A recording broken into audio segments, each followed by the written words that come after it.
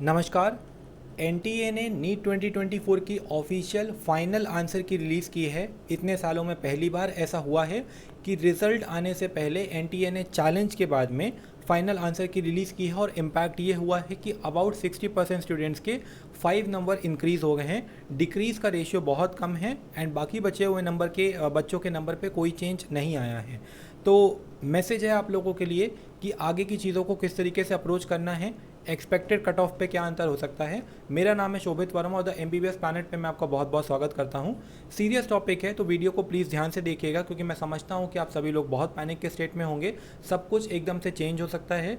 इससे इंपॉर्टेंट बात यह है कि आपका रिजल्ट अब any time any day expected है within a week and by maximum of 10 June, क्योंकि मोस्ट प्रोबेबली एनटीए रिजल्ट को प्री अनाउंस करेगा। मतलब कि उन्होंने जो डेट दी थी 14 जून की या 13 जून की एक्सपेक्टेड डेट दी थी, उससे प्री अनाउंस होने के अच्छे खासे चांसेस हैं। वो भी तब जब आपकी फाइनल आंसर की आ चुकी है। तो रिजल्ट इवैल्यूएशन की जो प्रोसेस है वो most probably NTA with in a day start कर देगा एंड 3 से 4 दिन में भी पॉसिबिलिटी है कि रिजल्ट आ सकता है।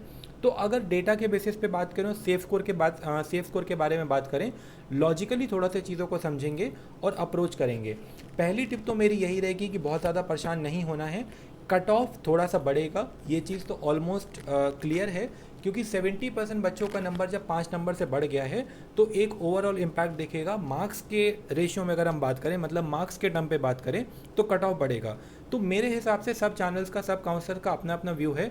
किसी के पास में डेटा नहीं, सबके अपने अपने तुक्के हैं। सबको व्यूज़ चाहिए, हमें भी व्यूज़ चाहिए। बट अगर आपकी तसल्ली की बात करें, अगर लॉजिक की बात करें, आपकी तसल्ली की बात करें, तो जो सेफ़ स्कोर मेरे हिसाब से हो सकता है वो 622 नंबर पे लाए कर रहा है। सेफ़ स्कोर +-2 की अगर मैं बात करता हूँ तो इसमें जैसे जैसे कॉलेजेस पॉजिटिवली खुलने की न्यूज़ आती जाएगी, जिसमें कुछ पॉजिटिव न्यूज़ ये है कि यूपी के जो 13 नए कॉलेजेस थे, वहाँ पे ऐसा सुनने में आया है कि सारे कॉलेजेस की वेबसाइट्स जो हैं एक्टिव हो गई हैं। काफ़ी तेज़ी से काम चल रहा है। तो मोस्ट प्रोबेबली एनएमसी के अप्रूवल के लिए, जो मैंने आपको वीडियो में बताया था कि अप्रूवल एनएमसी के अंडर पेंडिंग है, जो इस साल का है, 13 में से कम 6 से 7 कॉलेज या 8 कॉलेज को अप्रूवल मिलने की पॉसिबिलिटी अच्छी बनती दिखाई दे रही है।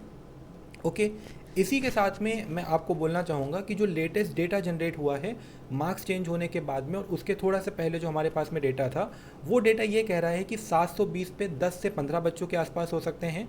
715 पे लगभग 80 से 100 बच्चे हो सकते हैं।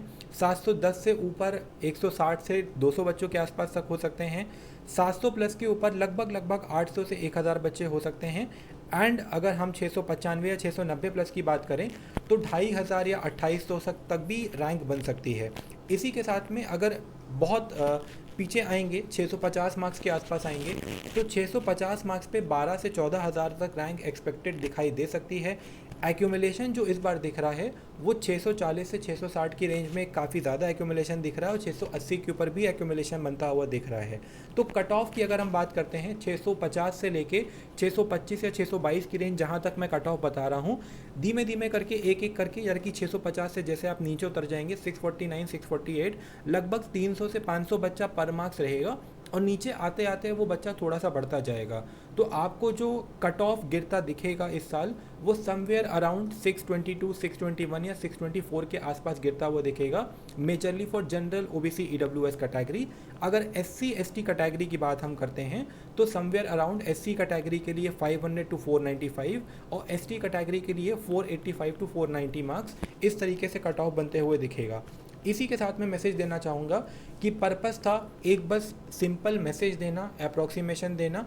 आगे जब तक रिज़ल्ट नहीं आ जाता है तब तक मेरा इंटेंट आप लोगों को दूसरी डायरेक्शन में पुश करने का रहेगा, काउंसलिंग से रिलेटेड। अदर कोई इसके बारे में सोचिए, पैनिक मत क्रिएट होने दीजिए। पेरेंट्स से बोलूँगा कि अपने स्टूडेंट्स, अपने कैंडिडेट्स को, अपने बच्चों को सपोर्ट करें, क्योंकि ऑब्वियसली ये पैनिकिंग सिचुएशन होती है। बहुत सारे बच्चों का मार्क्स मे बी जिनका नहीं बढ़ा है, जो बॉर्डर पे थे, जैसे अगर किसी 615 वाले बच्चे का मार्क्स नहीं बढ़ा है तो वो मे बी काफ़ी डिमोटिवेटेड होगा कि अगर वो एटम्स वाला क्वेश्चन ये कर देता तो शायद उसके भी नंबर बढ़ जाते।